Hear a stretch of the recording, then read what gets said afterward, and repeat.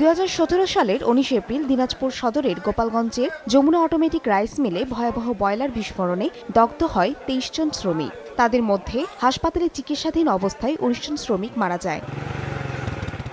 আর আহত শ্রমিকেরা কর্মক্ষমতা হারিয়ে বর্তমানে মানবেতর জীবনযাপন করছে। দুর্ঘটনার পরপরই প্রশাসন একটি তদন্ত কমিটি গঠন করে।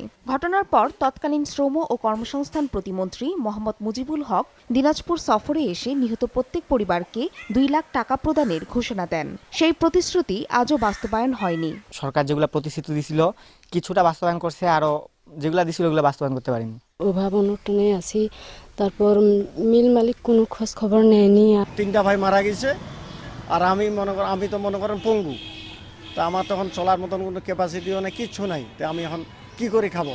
ক্ষতিপূরণের অর্থ আদায়ে মানববন্ধন, স্মারকলিপি সহ বিভিন্ন কর্মসূচি পালন করা হলেও আজও তা বাস্তবায়ন হয়নি বলে জানালেন এই শ্রমিক নেতা। মিলগুলোতে বয়লার বিস্ফোরণের যেসব কারণে ঘটতেছে সেইগুলো কোনো তদারকির কোনো ব্যবস্থা করা হয়নি এবং মিলগুলোর কোনো পরিবেশ উন্নত করা হয়নি। ফলে এই শ্রমিকরা যে কোনো মুহূর্তে আবারও দুর্ঘটনার শিকার হতে পারে।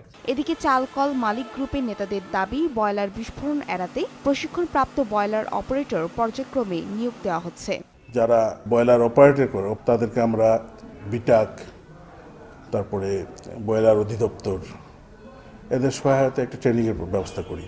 গত 7 বছরে দিনাজপুরে 8টি বয়লার বিস্ফোরণের ঘটনায় নিহত 24 জন এবং পঙ্গুত্ব বরণ করেছে 23 জন। সময় সংবাদ, দিনাজপুর।